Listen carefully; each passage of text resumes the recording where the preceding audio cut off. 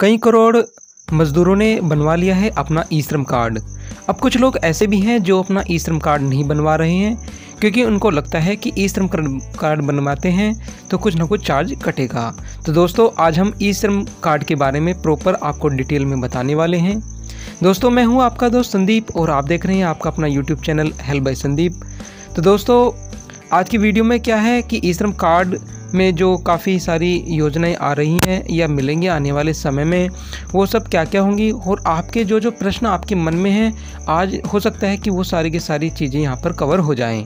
तो जो भी आपके क्वेश्चनिंग होंगे या तो आप कमेंट बॉक्स में जो भी है वो बता सकते हैं, बाकी यहाँ पर मैं कवर करने वाला हूँ। तो दोस्तों हम जो पोर्टल आपको दिखा रहे हैं ये ई श्रम का ही पोर्टल है जहाँ पर जाकर के आप अपना रजिस्ट्रेशन खुद कर सकते हैं अगर आपके आधार कार्ड से मोबाइल नंबर लिंक है। नहीं तो आप CSC सेंटर पर जाकर यानी कि कॉमन सर्विस सेंटर पर जाकर के अपना ई श्रम कार्ड बनवा सकते हैं। तो दोस्तों एक समय था जब लोगों के पास सुविधाएं नहीं थी, मोबाइल इंटरनेट नहीं थे, तब योजनाओं का भी पता नहीं चल पाता था। लेकिन अब घर घर में मोबाइल हैं, इंटरनेट की सुविधा भी सब जगह अवेलेबल है। तो दोस्तों कृपया अपना फ़ोन उठाएं और एक बार जाकर के ये जो ई श्रम पोर्टल है देखें और समझें। मैं हिंदी में प्रॉपर इसको करके दिखा रहा हूँ। यहाँ पर पूछे जाने वाले प्रश्न दिए हुए हैं, यहाँ पर क्लिक करेंगे और आप जाइएगा, आपके सारे प्रश्नों का जो आंसर है यहाँ पर मिल जाएगा। जी हाँ, यहाँ पर कोई भी किसी तरह की एडिटिंग करके मैं बिल्कुल भी नहीं दिखाने वाला हूँ। जो गवर्नमेंट की तरफ से डाटा इस पर है अवेलेबल है वो मैं दिखाऊँगा। यहाँ पर लिखा हुआ है कि सबसे पहला प्रश्न है असंगठित कामगार कौन है। तो दोस्तों कोई भी कामगार जो गृह आधारित कामगार है या स्वनियोजित कामगार है, यानी कि खुद ही जो काम मिला वो काम कर लिया, तो वो होता है असंगठित कामगार।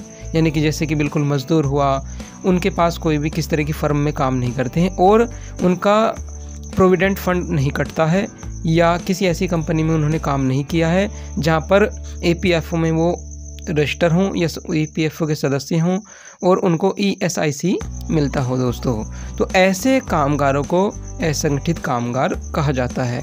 तो अब आप समझ ही गए होंगे कि असंगठित कामगार कौन होते हैं। तो मैं दोबारा एक बार आपको समझा देता हूँ कि जो मज़दूर असंगठित मतलब किसी भी फैक्ट्री में या कहीं पर भी काम नहीं करते जहाँ पर इनको फंड वगैरह मिलता हो, तो वो सब जो है असंगठित कामगार में आ जाते हैं। अब यहाँ पर बात करते हैं कि असंगठित क्षेत्र क्या होता है। तो असंगठित क्षेत्र में ऐसे प्रतिष्ठान या ऐसी इकाइयाँ शामिल होती हैं जो वस्तुओं या सेवाओं के उत्पादन या बिक्री में लगी हुई हैं और 10 से कम कामगारों को नियोजित करती हैं। यानी कि अगर कोई कंपनी है और वो ऐसी कंपनी जहाँ पर मैंने आपको बताया ऊपर, इस तरह की कोई कंपनी है तो 10 से ज़्यादा कामगार वहाँ पर काम नहीं करते, तो ये जो है असंगठित क्षेत्र में आ जाते हैं। अब बात कर लेते हैं कि ये क्या है, ये कार्ड क्या है। तो ये एक सार्वजनिक खाता है और इसमें 12 अंक होते हैं दोस्तों। तो सिंपल सा ये है। उसके बाद कि क्या आय का कोई मापदंड है, यानी कि कोई आय रखी गई है कि इतने लाख। तो यहाँ पर लिखा हुआ कि असंगठित कामगार के रूप में ई श्रम पर पंजीकरण के लिए कोई आय मानदंड नहीं है, यानी कि कोई कितनी भी आय हो सकती है। बस ये है कि इनकम टैक्स दाता या आयकर दाता नहीं होना चाहिए।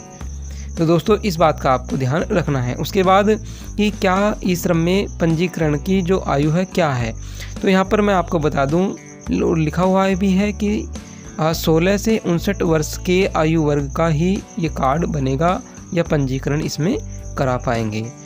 60 साल से ऊपर का या 60 साल के किसी भी व्यक्ति का यहाँ पर पंजीकरण नहीं होगा। अब दोस्तों बात आती है कि कामगार को ई श्रम पर पंजीकरण करने के लिए किन आवश्यक दस्तावेजों की आवश्यकता होगी। तो सबसे पहले दोस्तों आपके पास आधार कार्ड होना चाहिए, उसके साथ में मोबाइल नंबर अगर लिंक है तब तो बढ़िया है, नहीं तो आप CSC के द्वारा इसको करा सकते हैं रजिस्टर। उसके बाद बैंक खाता आपके पास होना चाहिए। बस ये केवल 3 चीज़ों की आवश्यकता होती है और CSC सेंटर पर जाकर के आप बायोमेट्रिक करा सकते हैं अगर आपके आधार कार्ड से मोबाइल नंबर लिंक नहीं है तब उस समय पे। अब यहाँ पर दोस्तों लिखा हुआ कि केंद्र सरकार में ई श्रम पोर्टल विकसित किया है जो असंगठित कामगारों का आधार से संबद्ध एक एकीकृत डेटाबेस तैयार कर रहे हैं, जिसमें कि दोस्तों अगर किसी तरह की कोई दिक्कत आती है जो श्रमिक है तो उसको 2 लाख का दुर्घटना बीमा कवर मिलता है और असंगठित कामगारों के सभी सामाजिक सुरक्षा लाभ इस पोर्टल के माध्यम से प्रदान किए जाएंगे। यानी कि जितने भी सामाजिक सुरक्षा लाभ हैं वो सब यहाँ पर मिलेंगे दोस्तों। अब इस बात को आपको समझना होगा। आपातकालीन और राष्ट्रीय महामारी जैसी स्थिति में पात्र असंगठित कामगारों को आवश्यक सहायता प्रदान करने के लिए इस डेटाबेस का उपयोग किया जाएगा। जैसे कि अभी पीछे लॉकडाउन हुआ था, उस समय पे काफ़ी लोगों को योजना का लाभ नहीं मिल पाया था। तो ऐसे में ये जो कार्ड होगा तो असंगठित कामगारों को योजना का लाभ बड़ी आसानी से मिल जाएगा।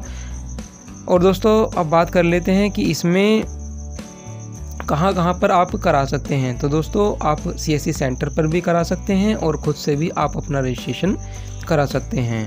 अब बात आती है क्या पंजीकरण के बाद कामगार के बैंक खाते से कोई कटौती होगी, ये सबसे ज़्यादा सभी का प्रश्न है। तो यहाँ पर साफ साफ लिखा हुआ है कि किसी के खाते से कोई भी कटौती नहीं होगी।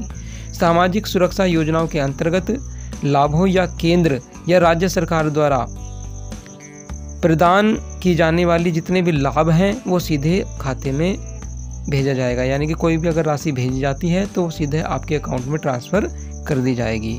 तो ऐसे ही काफ़ी सारे इसमें आपके प्रश्न हैं जहां पर आप इनको पढ़ सकते हैं, रीड कर सकते हैं। अब लिखा हुआ कि व्यवसाय कौन कौन से हैं तो उसके बारे में भी आप दोस्तों जान सकते हैं। PM सुरक्षा योजना क्या है वो सारी चीज़ें यहाँ पर पढ़ सकते हैं। अगर मैं सारी चीज़ें आपको बताने लगूँगा तो वीडियो बहुत ज़्यादा लंबी हो जाएगी।